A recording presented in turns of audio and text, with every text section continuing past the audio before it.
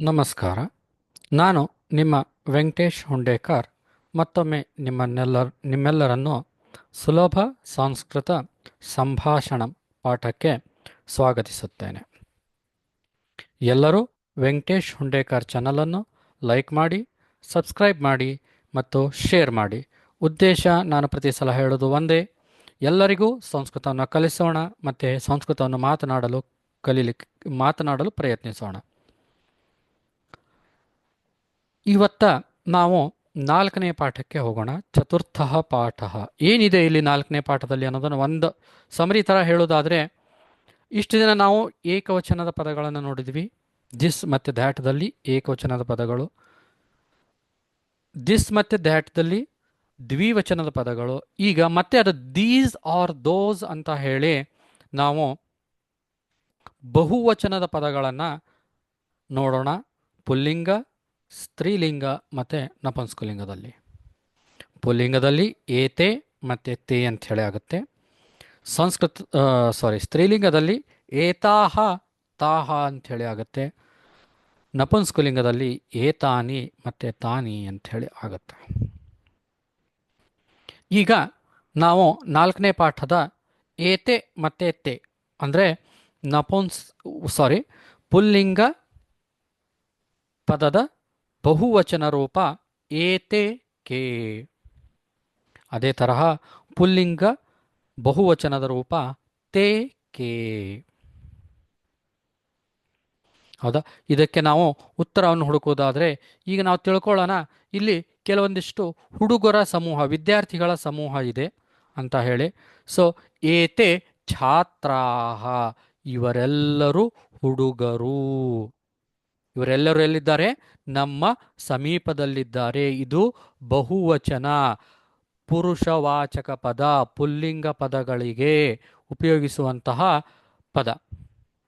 ತೇ ಛಾತ್ರಾಹ, ಅವರು ಹುಡುಗರು. ಹುಡುಗರ ವಿದ್ಯಾರ್ಥಿಗಳ ಒಂದು ಗುಂಪಿದೆ ಅಲ್ಲಿ. ಸೊ ಅದಕ್ಕೆ ಅವರು ಹುಡುಗರು. ಅದೇ ತರಹ ರವಿ ಅನ್ನುವಂಥ ವಿದ್ಯಾರ್ಥಿಗಳು 3 ಮಂದಿ ಅಥವಾ 3ಕ್ಕಿಂತ ಹೆಚ್ಚು ಮಂದಿ ನಮ್ಮ ಸಂಗಡ ಇದ್ದಾರೆ, ಅವರು ಸಮೀಪದಲ್ಲಿನೇ ಇದ್ದಾರೆ ಅಂತ ತಿಳ್ಕೊಳ್ಳೋಣ. ತೇ ರವಯಃ, ರವಿಹಿ ರವಿ ರವಯಃ. ಹೌದಾ?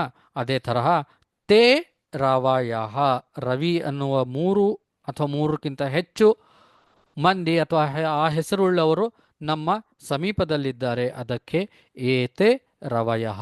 ಆ 3ಕ್ಕಿಂತ ಹೆಚ್ಚು ಇರುವಂತಹ ರವಿ ಅನ್ನುವಂತಹ ಹುಡುಗರು ಅಥವಾ ಒಂದು ಗುಂಪು ಅದೇನಪ್ಪ ಅಂದರೆ ನಮ್ಮಿಂದ ಸ್ವಲ್ಪ ದೂರದಲ್ಲಿದ್ದಾಗ ನಾವು ಏತೆ ರವಯಃ ಅಂಥೇಳಿ ಹೇಳುವ ರೂಢಿ ಇದೆ. ಅದೇ ತರಹ ನಾವು ಮುಂದುವರೆದಾಗ ಗುರುಗಳು.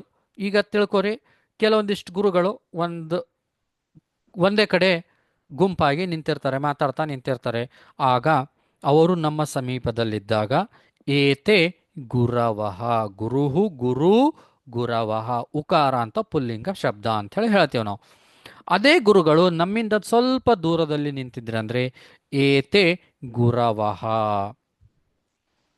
ಏತೇಕೆ ಏತೆ ಗುರವಃ, ತೇಕೆ ತೇ ಗುರವಃ, ಪುಲ್ಲಿಂಗ ಬಹುವಚನ ರೂಪಗಳು ಏತೆ ಮತ್ತು ತೇರಿಂದ ಮಾಡುವಂತಹ ರೂಢಿ. ಅದೇ ತರಹ ನಿಮ್ಮ ಅಭ್ಯಾಸಕ್ಕಂತಲೇ ನಾನು ಕೆಲವೊಂದಿಷ್ಟು ಪದಗಳನ್ನು ಇಲ್ಲಿ ತಗೊಂಡು ಬಂದೀನಿ, ಅವನು ನೋಡೋಣ ಅಂತ. ಈಗ ಏಕವಚನದಲ್ಲಿ ಜನಕಃ ಜನಕೌ, ಬಹುವಚನದಲ್ಲಿ ಜನಕಾಹ. ಏತೆ ಜನಕಾಹ, ತೇ ಜನಕಾಹ. ಈಗ ನಮ್ಮ ತಂದೆಯರು, ಬೇರೆ ಬೇರೆ ಮಕ್ಕಳ ತಂದೆಯರು ಒಂದೇ ಕಡೆ ನಿಂತಿರ್ತಾರೆ, ಅವರೆಲ್ಲರೂ ಯಾರಪ್ಪ? ಅವರು ಜನಕಹರ. ಜನಕ ಅಂತಂದರೆ ಪಿತ, ತಂದೆ, ತಂದೆಯರು ಅಂತ ಹೇಳಿ ಹೇಳಬಹುದು ನಾವು. ಜನಃ ಜನೌ ಜನಾಹ, ಜನಃ ಅಂತಂದರೆ ಪೀಪಲ್ ಅಂತೇಳಿ ಹೇಳ್ತೀವಿ ನಾವು. ಏತೆ ಜನಾಹ, ಜನರು ನಮ್ಮ ಸಮೀಪದಲ್ಲಿದ್ದರಪ್ಪ ಅಂತಂದರೆ ಏತೆ ಜನಾಹ. ಜನರು ನಮ್ಮಿಂದ ಒಂದು ಸ್ವಲ್ಪ ದೂರದಲ್ಲಿದ್ದರಪ್ಪ ಅಂತಂದರೆ ತೇ ಜನಾಹ ಅಂಥೇಳಿ ಹೇಳ್ತೀವಿ. ಗಿರಿ ಗಿರಿ ಅಂತಂದ್ರೆ ಏನು? ಗುಡ್ಡ, ಬೆಟ್ಟ ಅಂಥೇಳಿ ಹೇಳ್ತೀವಿ. ಹೌದಾ? ಬಹಳಷ್ಟು ಬೆಟ್ಟಗಳನ್ನು ನಾವು ನೋಡ್ತೀವಿ, ಅವಾಗ ಗಿರಯಃ. ಎರಡೇ ಬೆಟ್ಟಗಳನ್ನು ನೋಡಿದಾಗ ಗಿರಿ, ಒಂದೇ ಬೆಟ್ಟನ ನೋಡಿದಾಗ ಗಿರಿಹಿ. ಇದು ಇಕಾರ ಅಂತ ಪುಲ್ಲಿಂಗ ಶಬ್ದ. ಹೌದಾ? ಏತೆ ಗಿರಯಃ, ತೇ ಗಿರಯಃ. ಆ ಗುಡ್ಡ ಬೆಟ್ಟಗಳು ನಮ್ಮ ಸಮೀಪದಲ್ಲಿನೇ ಇತ್ತಪ್ಪ ಅಂತಂದ್ರೆ ಏತೆ ಗಿರಯಃ, ಆ ಗುಡ್ಡ ಬೆಟ್ಟಗಳು ನಮ್ಮಿಂದ ಒಂದು ಸ್ವಲ್ಪ ದೂರದಲ್ಲಿತ್ತಪ್ಪ ಅಂತಂದ್ರೆ ತೇ ಗಿರಯಃ ಅಂಥೇಳಿ ಹೇಳುವಂತಹ ರೂಢಿ ಇದೆ. ಅದೇ ತರಹ ಕಪಿಹಿ ಕಪಿ ಕಪಯಃ. ಕಪಿಹಿ ಅಂತಂದ್ರೆ ಮಂಕಿ, ಅಂದ್ರೆ ಮಂಗ. ಈಗ ನಾವು ಬೈಯುವಾಗ ಅಂತಿರ್ತೀವಿ, ಏನು ಮಂಗಿದ್ದೇವೋ ಹೇ ಮಂಕಿ ಅಂಥೇಳಿ ನಾವು ಬೈತಾ ಇರ್ತೀವಿ, ಹಂಗಲ್ಲ. ಸೊ ಈ ಮಂಕಿ ಅಂತಂದರೆ ಮಂಗಗಳ ಗುಂಪುಗಳು ನಮ್ಮ ಸಮೀಪದಲ್ಲಿನೇ ಇತ್ತಪ್ಪ ಅಂತಂದರೆ ನಾವು ಏತೆ ಕಪಯಃ. ಹೌದಾ? ಆ ಮಂಗಗಳ ಗುಂಪು ನಮ್ಮಿಂದ ಒಂದು ಸ್ವಲ್ಪ ದೂರದಲ್ಲಿತ್ತಪ್ಪ ಅಂತಂದರೆ ತೇ ಕಪಯಃ. ಶಿಶವಃ. ಶಿಶುಗಳು ಬಹಳಷ್ಟು ಚಿಕ್ಕ ಚಿಕ್ಕ ಮಕ್ಕಳು ನಮ್ಮ ಸಮೀಪದಲ್ಲಿನೇ ಇದ್ರಪ್ಪ ಅಂತಂದರೆ ಶಿಶವಃ.